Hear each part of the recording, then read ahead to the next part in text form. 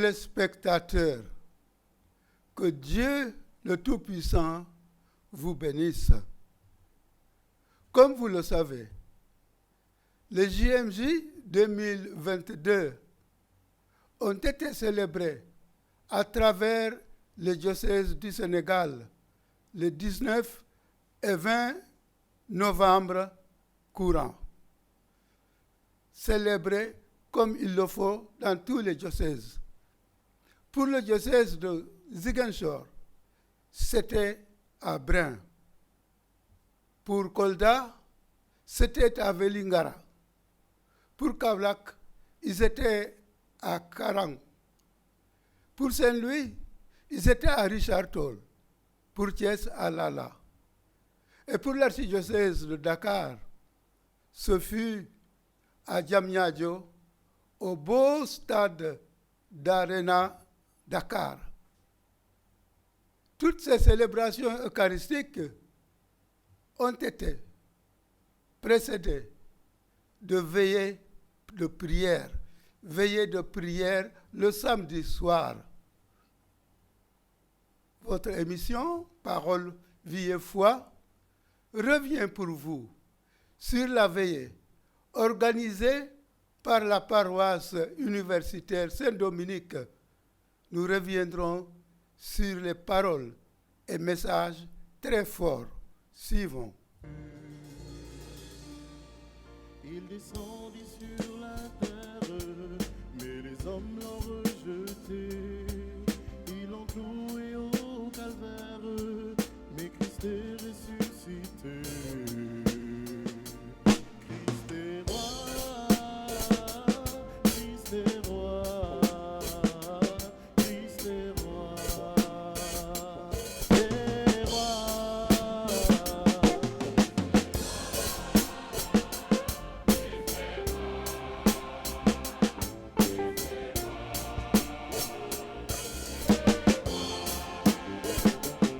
Vous avez lancé un cri de cœur lors des JMJ de Popenguine 2019 en dénonçant en ces termes comment mettre fin à notre silence coupable devant toutes les atrocités et les souffrances que subissent tant de jeunes qui quittent nos pays pour partir en aventure poussés par ce qu'on dit de la réussite de ceux qui sont partis, manipulés et mis sous pression par des familles qui les invitent à avoir du job, ou soudoyés par des passeurs sans scrupules qui vivent de la misère des autres. Que devons-nous? Que pouvons-nous faire devant l'océan qui engloutit tant de vies humaines africaines, comme au temps de l'esclavage sur la route des Amériques? Père évêque, que diriez-vous encore aujourd'hui à cette jeunesse face à cette situation où l'emploi est devenu une perle rare qui hante le sommeil de chaque jeune?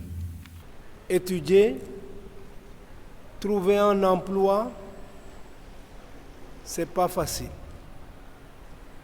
Et pourtant, comment ne pas se réjouir de la qualité de notre enseignement? Les derniers résultats du CAMES ont montré combien l'UCAD est performante. On comprend donc la ruée qu'il y a à venir là. Nous savons aussi que l'État, dans son programme, prévoit de multiplier les universités dans les régions, ce qui devrait permettre de pouvoir d'abord assurer la formation. Mais à la formation est associé, bien sûr, l'emploi, le travail. Il y a le travail que l'on peut trouver parce que des sociétés sont là et ont besoin d'intelligence et de main-d'œuvre. Mais il y a aussi le travail que l'on crée. Et je pense qu'un des défis de la formation aujourd'hui, c'est d'inculquer aux étudiants l'esprit d'entrepreneuriat. Le travail, nous ne le trouverons pas tous, mais nous pouvons tous créer du travail si nous savons analyser nos situations. Je suis rentré de Kolda lundi dernier. Nous avons été pendant une semaine en conférence épiscopale. Mais Monseigneur Bassène a tenu à ce que le samedi, nous allions visiter en Prodac, à Sefa. Et nous nous sommes rendus compte de ce qui est proposé comme cadre de formation pour pouvoir rentabiliser la terre de manière scientifique, avec des serres, des pépinières, bref, tout ce qu'il faut, et avec même de la pisciculture. Il est donc possible de répondre à de nombreux défis. Ce que j'ai dénoncé en 2019, parce que, figurez-vous, qu'il y a quelques années, j'ai été invité par les évêques d'Afrique du Nord à participer à une réflexion sur la présence d'étudiants sud-sahariens en Afrique du Nord.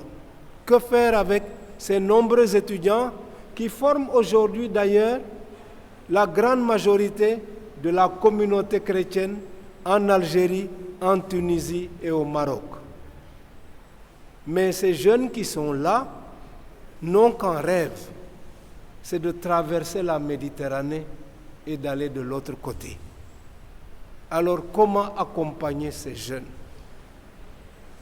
J'étais témoin de souffrances subies par des jeunes dans le désert, emprisonnés dans des cellules incroyables, maltraités, leurs parents mis au chantage pour envoyer de l'argent.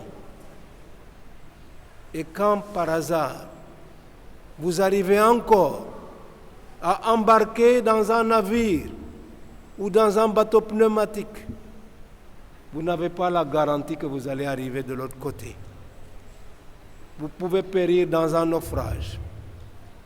Et si vous avez encore la chance d'arriver sur les côtes italiennes, là commence une autre aventure. Bref, on pourrait passer des heures à raconter tout ce que les jeunes subissent et qu'ils ne disent pas.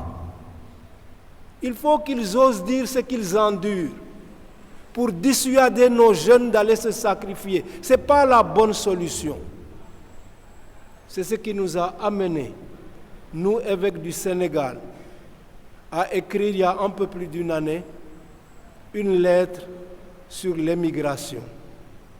Je vous conseille de lire cette lettre pastorale. Elle est basée sur des analyses pointues. Nous sommes pour l'émigration programmée normale. Il est normal que des jeunes veuillent aller découvrir ailleurs, travailler, mettre en valeur leur intelligence. Mais que cela se passe dans les règles qui garantissent la vie des gens. Nous n'avons pas le droit de jouer avec la vie. Et certains jeunes, je le répète, sont victimes de pression sociale, de pression familiale, qui les poussent à partir, faire l'aventure, parce qu'on dit, mais un tel, depuis qu'il est parti, il a construit telle maison, il a fait telle chose, et toi, qu'est-ce que tu fais ici? Alors le jeune, pris par son diom, dit, je ne peux pas rester, il faut que je parte. Et il est prêt à tout pour cela. Mais que de drame. L'évêque de Mauritanie, Monseigneur Martin App, nous a encore donné le témoignage de toutes ces victimes qui arrivent sur la plage parce que leur pirogue, leur navire a fait naufrage. Ne nous cachons pas la réalité. Ne jouons pas avec la vie.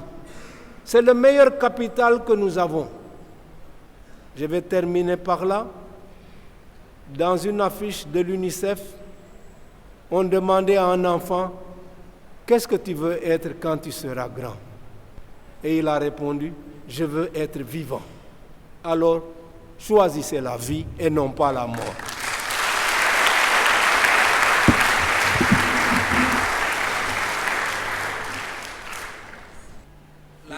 L'activité du volontariat représente une richesse non seulement pour la société et ceux qui font de votre œuvre, mais aussi pour vous-même et pour votre maturité humaine.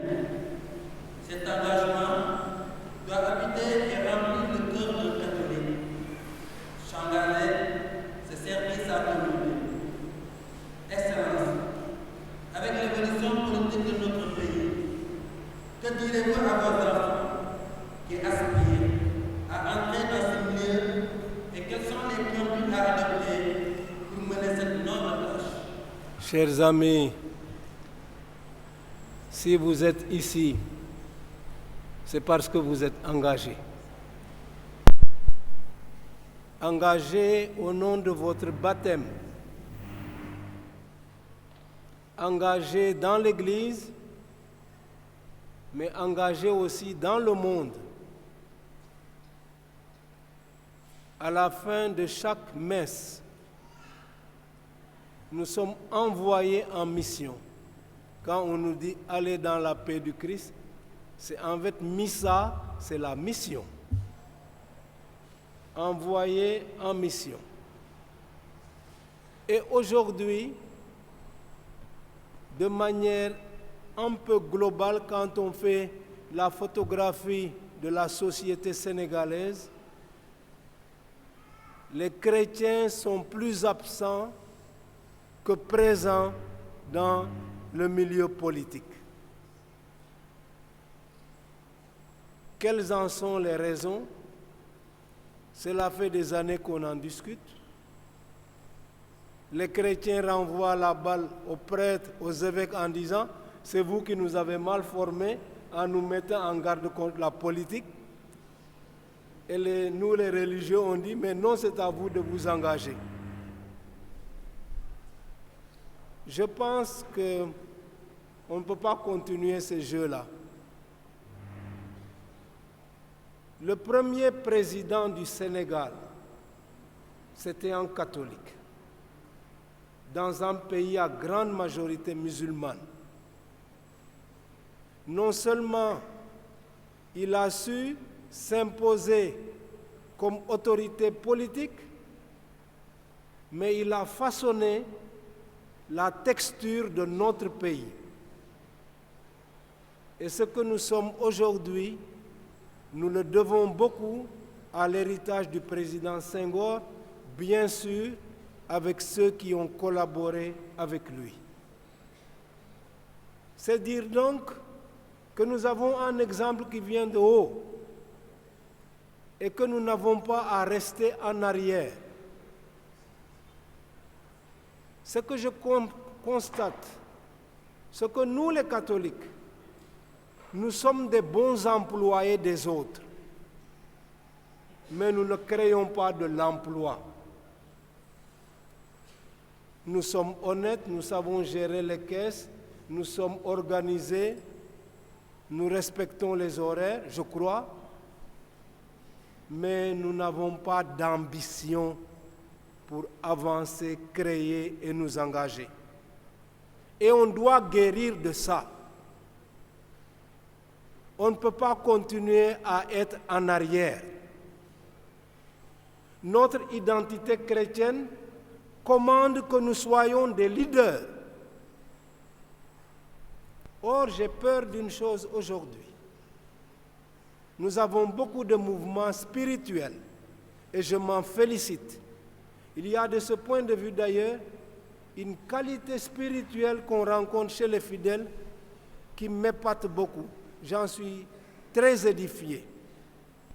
Mais il ne faut pas que nos groupes spirituels deviennent des ghettos. Il faut que ce que nous puisons comme force dans nos groupes spirituels nous permette de mieux nous engager dans la société pour la transformer. Oui, je le crois, le Sénégal a besoin de Jésus-Christ. Le Sénégal a besoin de l'Évangile, parce que l'Évangile est au service de Dieu dans la promotion de l'homme. Les œuvres sociales de l'Église en témoignent. Ce que nous faisons au niveau éducation, au niveau santé, au niveau promotion humaine, répond de cela. En juillet dernier, j'ai participé à une cérémonie de départ à la retraite d'enseignants qui sont dans le privé catholique, enseignants ou personnel administratif. Compte tenu de la pandémie, cette cérémonie avait dû être gelée, mais quand même, il y avait plus de 200 départs à la retraite. Ça veut dire que l'Église est elle-même une source d'emploi pour ce pays. Mais c'est une force qui a ses limites. Alors, chers jeunes, que votre évangile vous pousse à vous engager dans la société, à avoir de l'ambition qui est différente de l'orgueil. Ayez de l'ambition, soyez performants. À chacun de nous, Dieu a remis des talents.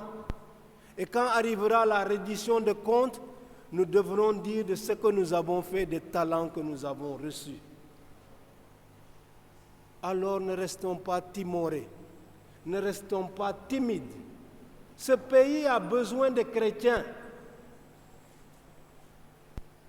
Je vous y invite fortement. Merci.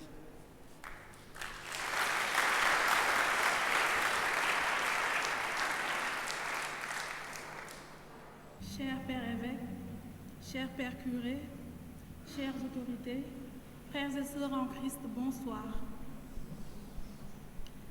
Père curé, Père évêque, nous constatons aujourd'hui une floraison des églises de réveil au Sénégal en général et à Dakar en particulier.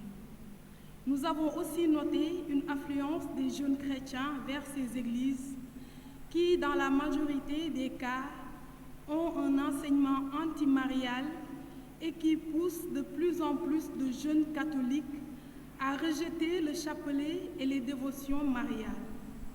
Aujourd'hui, où nous avons la double chance d'une année liturgique diocésaine et des JMJ dont les thèmes se rapportent à la Vierge Marie.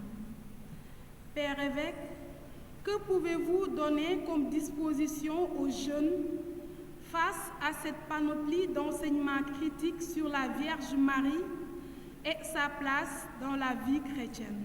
Merci. Merci beaucoup. Cette question m'intéresse au plus haut point, mais il y a des réponses que je réserve pour demain. Mais ce que je peux vous dire dès maintenant, c'est que précisément,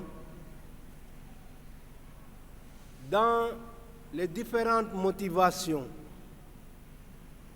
qui m'ont poussé à décréter une année diocésaine mariale,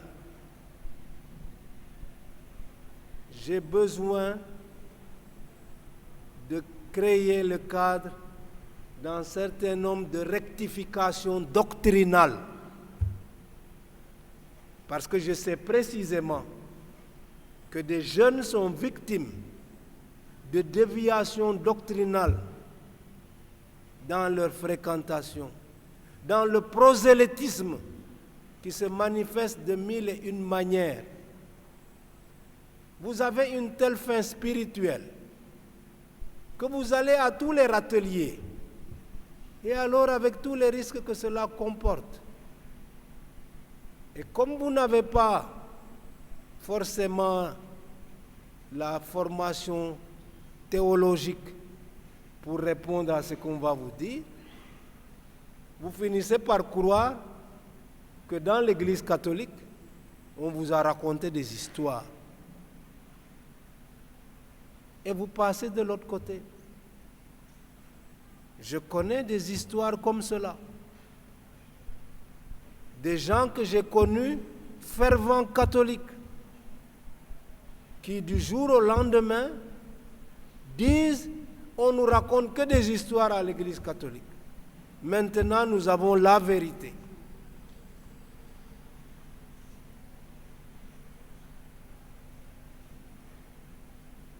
Cette question est pour moi préoccupante. Je l'associe à la floraison des groupes spirituels qu'il y a dans notre communauté. Si nos groupes spirituels ne sont pas rattachés de manière officielle à une paroisse qui est sous la direction d'un prêtre, vous risquez fort de dériver progressivement. Si vous ne travaillez pas en communion avec vos pasteurs, et s'ils ne veulent pas venir, forcez-les à venir.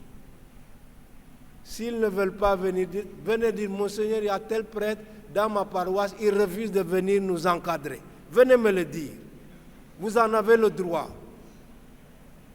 Mais de grâce, ne vous laissez pas prendre par le premier prédicateur venu. L'Église catholique, c'est une longue histoire. 20 siècles d'histoire. Et vous voulez que quelqu'un se lève qui ne connaît pas tout ce patrimoine et vienne vous dire que pendant 20 siècles, on s'est trompé en disant telle et telle chose?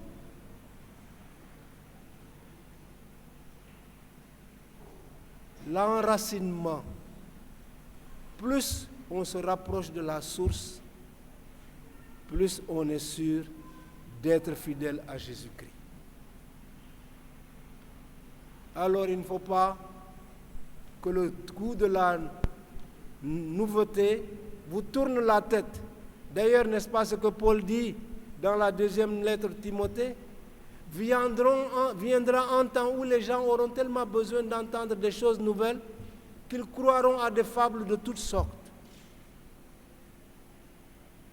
Alors, on dit des choses et sont contraires contre la Vierge Marie. Mais il y a une base sur laquelle nous pouvons nous entendre si nous sommes chrétiens. C'est que ce que nous pouvons dire sur la Vierge Marie doit être fondé sur les Saintes Écritures. La première fois qu'on parle de Marie dans les évangiles, c'est au chapitre 1 de Saint Luc. L'ange Gabriel vient et salue Marie. Cet évangile nous est commun. Et nous savons que Marie a dit fiat. Oui, je suis d'accord. Après avoir posé la question à l'ange, comment cela va-t-il se faire? Elle a accepté la mission. Fiat. Ensuite, elle est partie visiter sa cousine Élisabeth. Et là-bas, elle a dit Magnificat. Quand l'enfant Jésus naît, et quand plus tard, à l'âge de 12 ans, il part en pèlerinage à Jérusalem et qu'ils en reviennent, Saint Luc nous dit, Marie conservait ces événements et les méditait dans son cœur. Conservabat, elle conservait ces événements dans son cœur. Jésus n'a-t-il pas dit, celui qui veut être mon disciple, qu'il prenne sa croix et qu'il me suive? Marie a suivi Jésus jusqu'au Golgotha, jusqu'au pied de la croix. Stabat, elle était là debout. Et nous la trouvons enfin au Cénacle, au milieu des apôtres, en prière, dans l'attente de l'Esprit Saint. Celui qui est chrétien et qui professe la foi doit être au moins d'accord sur ces bases bibliques. C'est l'essentiel du donné révélé. Une jeune fille choisie par Dieu pour devenir la mère du Sauveur, un enfant à qui l'on donne le nom de Jésus. Elle l'élèvera avec Joseph, son époux, jusqu'à ce que cet enfant devenu adulte commence sa mission. Elle suivra ce fils, pas toujours dans la compréhension. Si vous lisez le chapitre 12 de Saint Matthieu, on dit qu'un jour, Jésus était en train de prêcher. Et on lui dit, il y a ta mère et tes frères et sœurs qui sont là, qui veulent te parler. Et il dit, qui est ma mère, qui sont mes frères et sœurs? Marie n'a pas toujours bien compris ce qui se passait. Elle a dû se mettre à l'école, suivre son fils pour comprendre. Mais elle l'a suivi jusqu'au bout, jusqu'au Golgotha, jusqu'à la Pentecôte. Elle a été avec les disciples. Ces bases-là sont inamovibles et devraient être la base pour croire. Je vais revenir demain sur des dévotions qu'on a par rapport à la Vierge Marie. Je pense que c'est par rapport à surtout ça que des prédicateurs qui ne connaissent pas de l'intérieur ce que dit l'Église catholique se mettent à attaquer. Mais de grâce, avant de passer à l'autre bord, mais venez au moins consulter vos prêtres, consulter vos bergers, consulter les religieux, religieuses, consulter les catéchistes. Ce qui arrive souvent dans les sectes, c'est qu'on commence par vous isoler. Et on vous fait comprendre que c'est nous, votre noyau, qui vous aimons. Les autres sont vos ennemis. Et quand vous avez été bien noyauté, vous êtes formaté à la fin. Alors, je poursuivrai ma réponse demain, mais je voudrais m'en arrêter là en vous invitant, vous tous, si vous avez des doutes dans la foi, si vous avez des problèmes d'éclairage par rapport à la doctrine catholique, vos prêtres, vos pasteurs, vos consacrés sont là à votre service. Ne courez pas tout de suite à droite et à gauche pour vous en repentir après. Je connais un papa. Son fils est parti comme cela. Et pendant ma visite pastorale, il m'a dit, que dois-je faire? Je dis non. Dites-lui de venir me voir. Je l'attends toujours. Merci. Voilà, c'était le message et paroles intéressants, très forts pour notre vie de foi. Le dimanche 20 novembre, donc, à Dakar Arena, a eu lieu la célébration eucharistique au cours de laquelle l'archevêque de Dakar, Monseigneur Benjamin Ndiaye, nous a donné une homélie très riche en enseignement et en direction. Suivons. Il descendit sur la terre, mais les hommes l'ont rejeté. Ils l'ont cloué au calvaire, mais Christ est ressuscité. Christ est roi, Christ est roi, Christ est roi, est roi.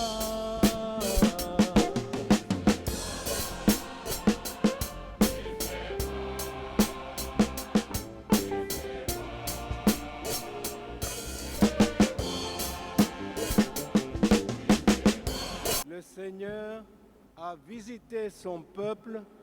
Alléluia. Terre exulte et chante. Chers amis, quel bonheur de nous retrouver ici, à Dakar Arena, en Église Famille de Dieu, entre frères et sœurs en Christ, notre grand frère, après l'épreuve de la pandémie de Covid-19. Aujourd'hui, c'est le Christ Jésus lui-même qui nous convoque, qui nous appelle et qui nous rassemble ici pour célébrer avec lui sa royauté en ce dernier dimanche de l'année liturgique qui symbolise le terme de notre parcours chrétien, quand à la fin des temps, Dieu sera tout en tous, comme dit l'apôtre Paul dans la première lettre aux Corinthiens. Tendu vers cette réalisation finale de notre salut, nous nous efforçons ici-bas, dans le concret de nos existences, de nous engager pleinement comme des disciples fervents et fidèles par le témoignage d'une vie chrétienne enracinée en Christ Jésus, l'unique médiateur entre Dieu et les hommes. J'ai cité la première lettre de Timothée au chapitre 2, verset 5. Fidèle servante du Seigneur, la Vierge Marie, qui a reçu la mission divine de devenir la mère du Sauveur, vrai Dieu et vrai homme, se rend disponible pour nous accompagner en mère prévenante, pour nous instruire et nous enraciner dans l'obéissance de la foi, et aussi pour nous mettre en chemin comme des missionnaires du Christ envoyés dans le monde.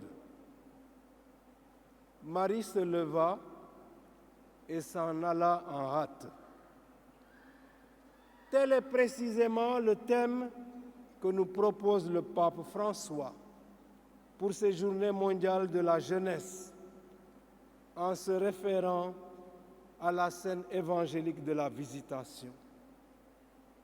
Chers amis, comment ne pas sentir et apprécier le dynamisme missionnaire de Marie qui l'envahit après la scène de l'Annonciation? Habitée désormais par le Seigneur, après avoir dit oui à son projet sur elle, dans la grâce de l'Esprit Saint, Marie se sent comme poussée à se mettre en route, surtout après avoir entendu de l'ange Gabriel cette autre annonce qui suscite son enthousiasme.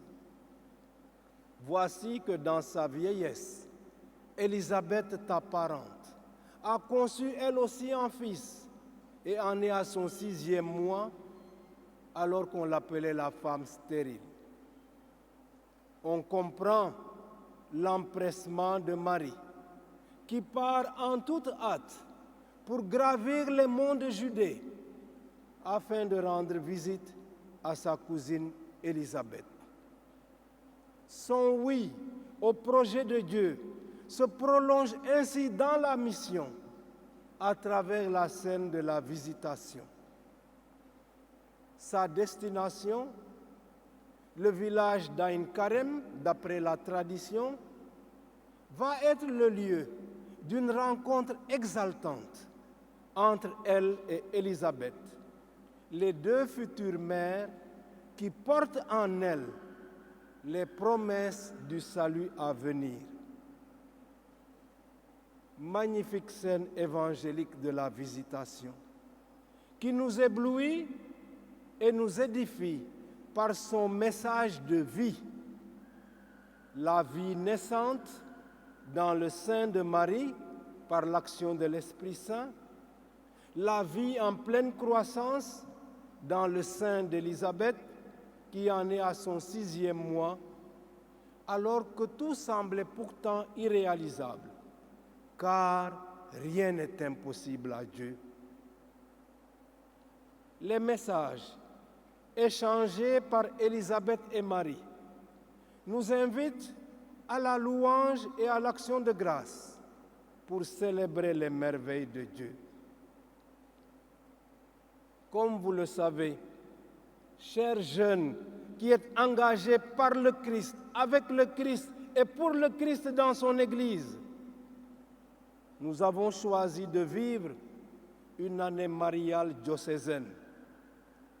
Nous en avons marqué l'ouverture par une messe solennelle à la cathédrale Notre-Dame de Victoire le 22 octobre dernier. La célébration de cette journée mondiale de la jeunesse, en ce début d'année pastorale, ne vient-elle pas confirmer l'opportunité de cette année mariale avec son thème emprunté précisément à la scène évangélique de la Visitation? Marie se leva et s'en alla en hâte. La Visitation, c'est le point focal de notre année pastorale 2022-2023. Notre-Dame de la Visitation s'invite chez nous. Elle vient demeurer avec nous, comme elle le fit avec Élisabeth.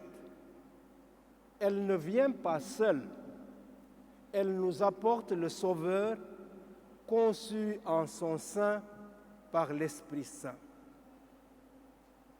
Plein de joie et de reconnaissance, nous nous exclamons alors avec sa cousine Élisabeth: comment ai-je ce bonheur que la mère de mon Seigneur vienne jusqu'à moi? Chers jeunes, si vous êtes d'accord, je vous demande d'acclamer Marie en l'applaudissant très fort.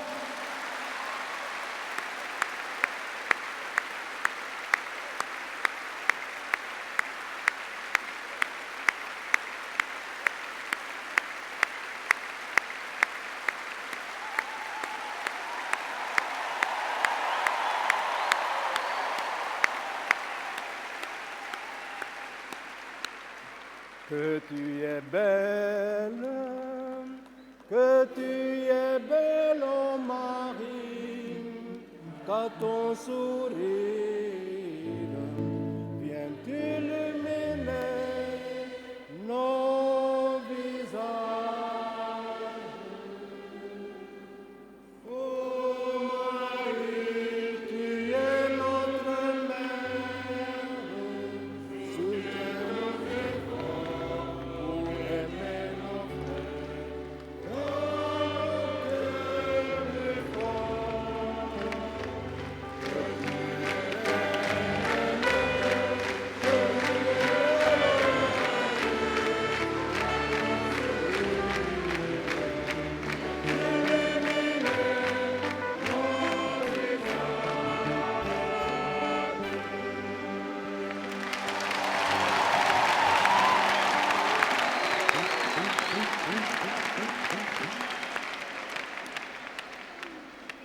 Nos doyennés, nos paroisses, nos associations et mouvements, nos structures de pastoral social, avec nos écoles, nos postes de santé, notre Caritas, nos communautés ecclésiales de base, nos familles, nos communautés religieuses et sacerdotales ont commencé à recevoir des vierges pèlerines pour manifester notre hospitalité et notre reconnaissance filiale à la Mère du Sauveur qui vient nous visiter. Ces statues ne sont pas des idoles. Nous ne les adorons pas. Nous ne sommes pas des idolâtres.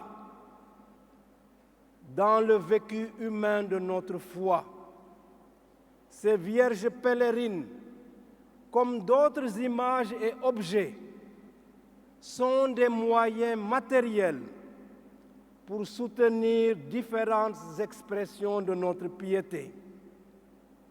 Ainsi en va-t-il de nos chapelets qui soutiennent notre prière dans la méditation des différents mystères du rosaire. Et ces mystères sont adossés à la mission de Jésus et à la vie de son Église. Je voudrais vous rapporter une petite histoire. Il m'a été donné de visionner une vidéo dans laquelle un prédicateur armé de son marteau s'est donné pour mission de démolir une statue de la Vierge pour prouver que son geste de massacre ne serait sanctionné par aucune force, puisque la statue en question, ce n'était que de la matière. De fait, du moins d'après la vidéo, il ne s'est rien passé par la suite.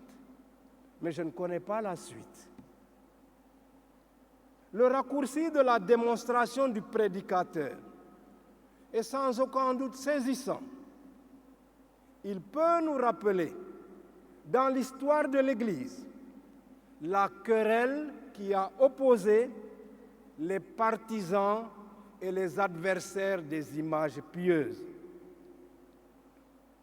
Précisons toutefois, au-delà de l'interdiction des images que l'on trouve dans la Bible, lisez Exode chapitre 20, le Décalogue, au-delà donc de cette interdiction, rappelons qu'aux abords de l'ère chrétienne, vers l'an 50 avant Jésus-Christ, l'auteur du livre de la sagesse, sans doute confronté à la culture grecque, avec ses multiples divinités, n'avait pas hésité à dénoncer différentes formes d'idolâtrie.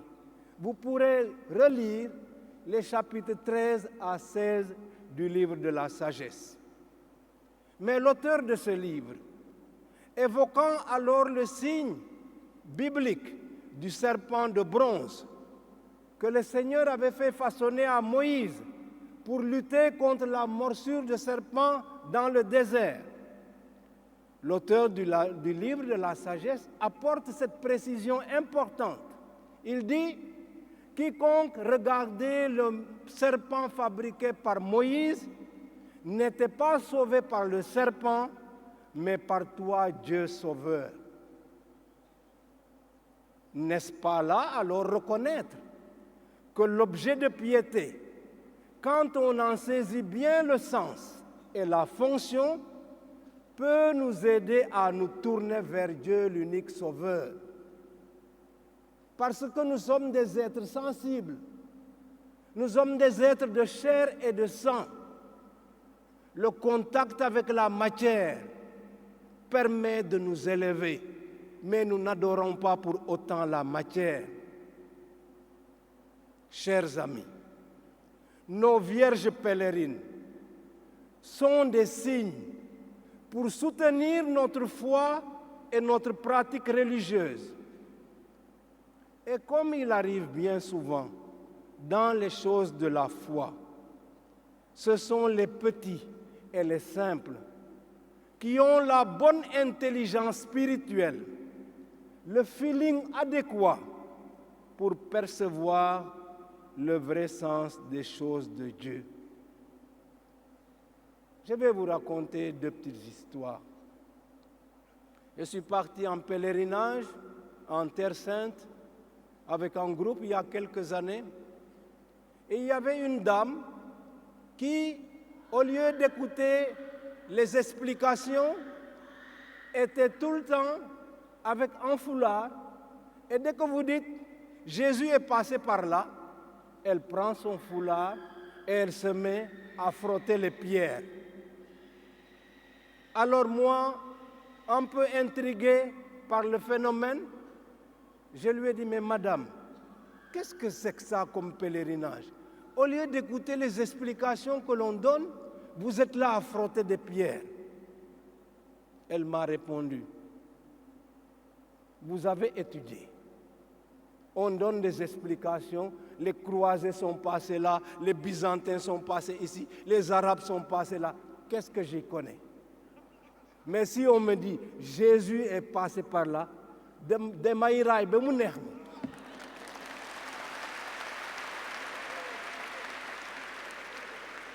Et elle a ajouté, le foulard là, quand je vais rentrer, je vais le faire toucher à tous ceux qui n'auront pas eu la chance de faire un pèlerinage comme moi.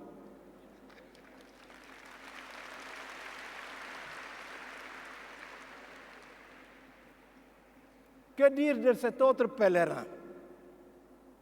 On arrive à Lourdes, pendant que des pèlerins achètent des chapelets, des médailles et toutes sortes de choses, lui n'achète rien. Mais quand on part à la source que la Vierge Marie a indiquée à Bernadette, ce pèlerin remplit un bidon de 20 litres. C'est son seul bagage. Quand il rentre au Sénégal, il réunit tout son quartier. Les fidèles font le rang. Et chacun a sa gorgée d'eau. Et comme l'eau n'a pas suffi, il a rallongé avec l'eau du robinet.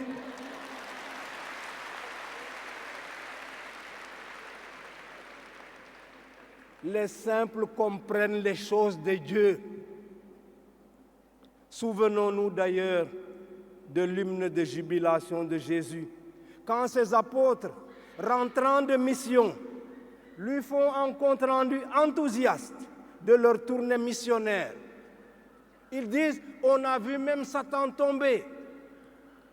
Jésus prit la parole et dit, je te loue, Père, Seigneur du ciel et de la terre, d'avoir caché cela aux sages et aux intelligents et de l'avoir révélé aux tout petits. Oui, Père, c'est ainsi que tu en as disposé dans ta bienveillance. Chers jeunes, ne sous-estimons pas les signes de la foi. Ils nous aident à nous élever vers Dieu. Ne nous laissons pas non plus intimider par ceux qui ne comprennent pas le rôle de ces signes ou par ceux qui critiquent nos manifestations de piété ou encore ceux qui tentent même de nous détourner de notre foi. Laissons-nous initier au mystère de Dieu par Marie, dans la confiance absolue en Dieu. Efforçons-nous aussi d'augmenter notre culture religieuse pour ne pas tomber trop facilement dans les filets du premier prédicateur venu nous apporter la vérité. Je me demande si je ne vais pas demander aux exorcistes d'intervenir.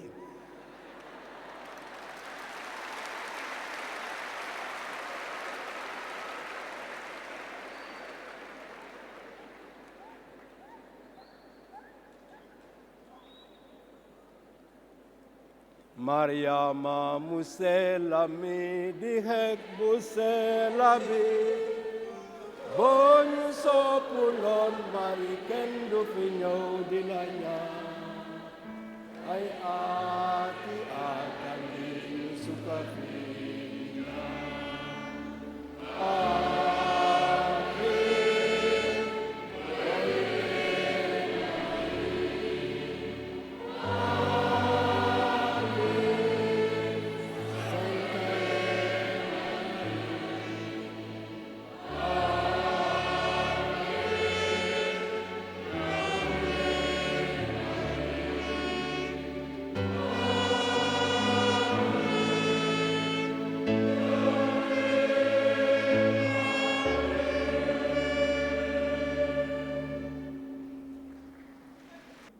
en ses multiples aspects.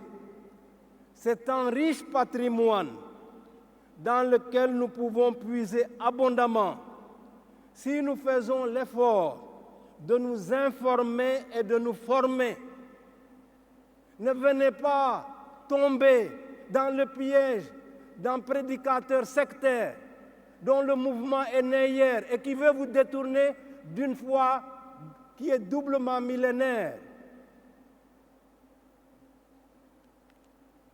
Chers jeunes et amis du Christ Jésus, dans le mystère de l'incarnation, le Dieu visible s'est rendu visible à nos yeux en Jésus-Christ. C'est ce que nous a rappelé la deuxième lecture, l'hymne aux Colossiens. Jésus est l'image du Dieu invisible. Et vous vous souvenez de la finale du prologue de Saint Jean, Jean chapitre 1, verset 18. Dieu, personne ne l'a jamais vu. Le Fils unique de Dieu, lui qui s'est incarné, lui qui est dans le sein de Dieu, c'est lui qui nous l'a dévoilé. Avec foi, accueillons le geste inouï de Dieu qui se fait homme en Jésus-Christ. Et le Verbe s'est fait chair et il a habité parmi nous, écrit Saint Jean dans le prologue. Et l'apôtre Paul dans la lettre aux Galates, quand est venue la plénitude des temps, Dieu a envoyé son Fils, il est né d'une femme. Cette femme exceptionnelle, Marie de Nazareth, choisie entre toutes les femmes, est la nouvelle Ève qui, à l'opposé de la première, a dit oui au Seigneur dans l'obéissance de la foi. Elle a donné naissance au Sauveur du monde. Elle l'a suivi en disciple fidèle jusqu'au pied de la croix, où Jésus lui confie une nouvelle mission, une nouvelle maternité envers le disciple bien-aimé qui nous représente tous.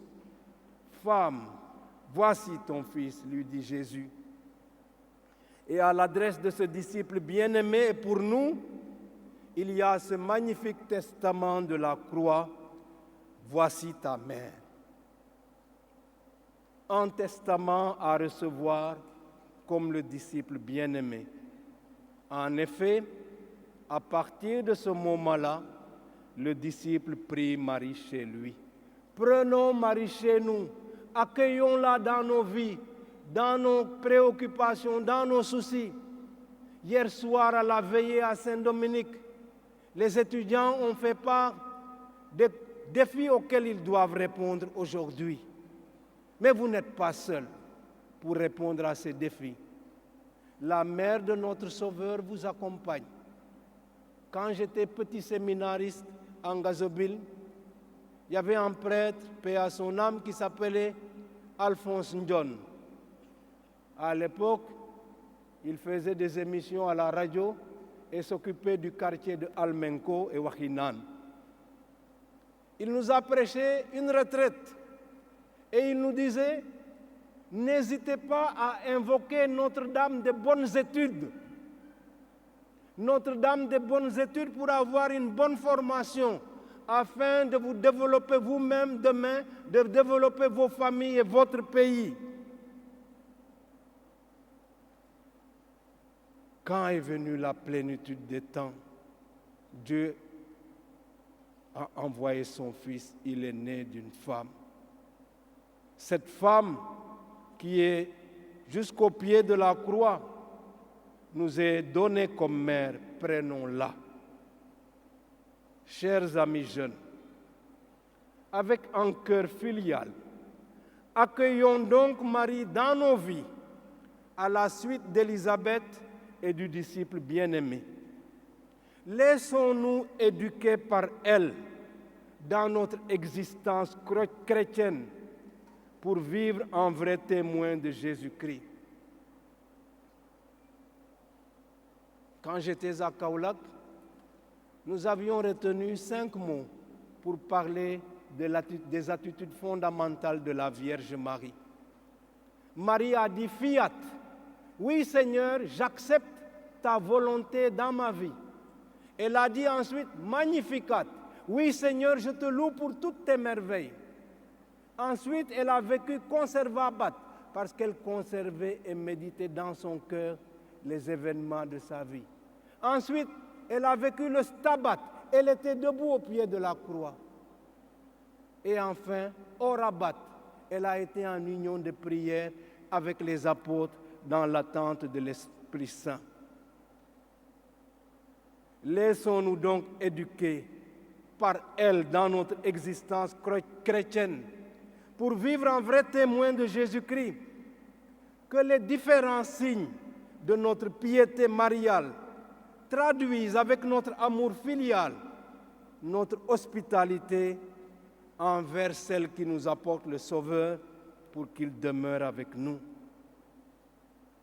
Avec Marie, vivons le mystère de la visitation en nous mettant nous aussi en chemin pour aller porter le Christ à nos frères et sœurs en humanité.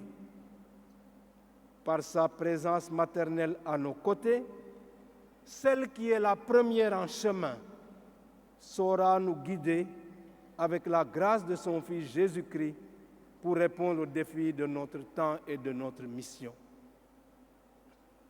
Je voudrais terminer ainsi. En ce dimanche du Christ roi, qui clôture l'année liturgique, la page d'Évangile sous la plume de Saint Luc nous donne de contempler le Christ en croix. Nous sommes en présence de l'enfant de Marie, condamné au terme d'un procès bâclé. Nous sommes en présence d'un roi torturé, moqué, mis au défi de se sauver lui-même et d'en faire davantage s'il en est capable. Et chacun y va de son défi. Les chefs disent, il en a sauvé d'autres, qu'il se sauve lui-même s'il est le Messie de l'élu. Les soldats, si tu es le roi des Juifs, sauve-toi toi-même. Et l'un des malfaiteurs suspendu en la croix, n'es-tu pas le Christ? Sauve-toi toi-même et nous aussi.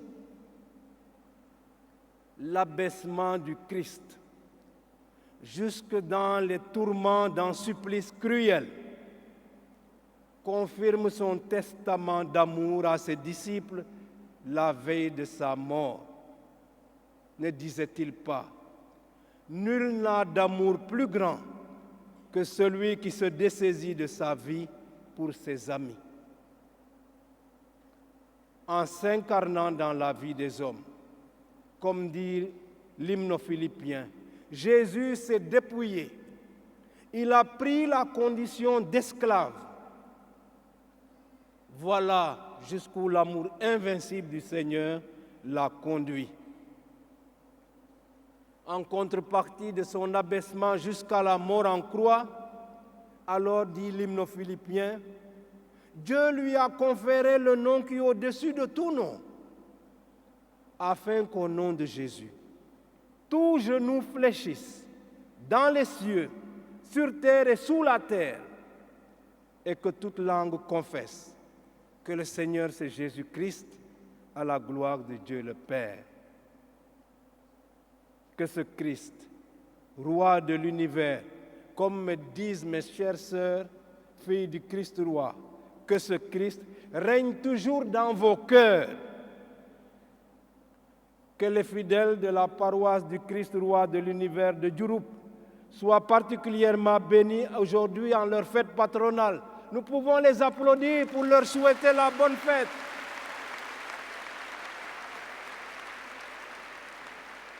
Bonne fête donc aux paroissiens du Christ roi de l'univers de Diouroup.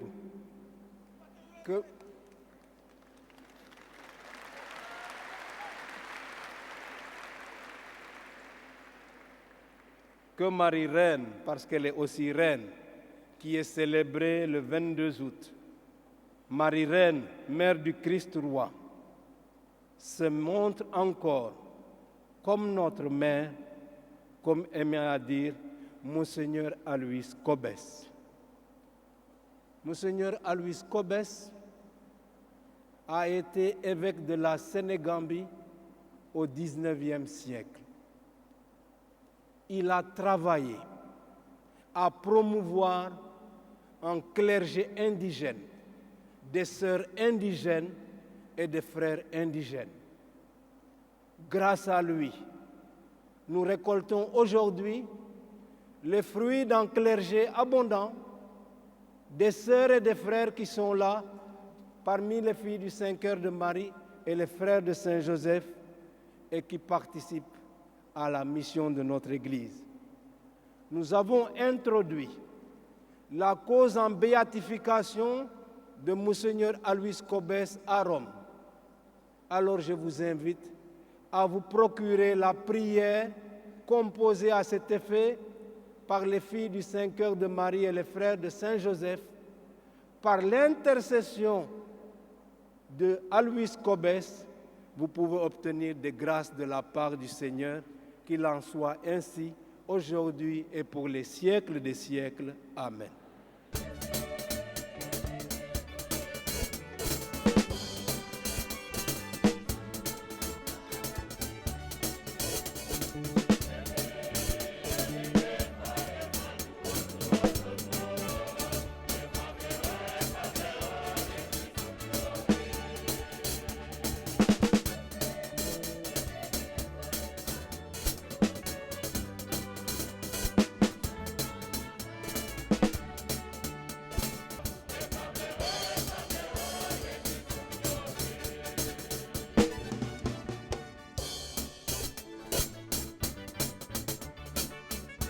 Quelle paroisse, de quel doyenné sera revenu l'honneur d'organiser les prochaines JMJ, les JMJ de 2023?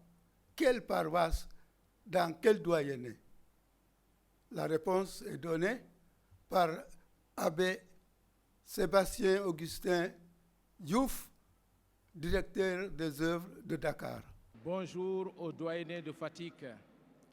Alors, comme nous sommes dans une année mariale, nous n'allons pas leur remettre le drapeau des JMJ, mais la Vierge Marie. Nous allons leur remettre la Vierge Marie pour que ces préparatifs des JMJ à venir puissent être accompagnés par Notre-Dame de la Visitation. Ces JMJ auront lieu dans le doyenné de Fatick et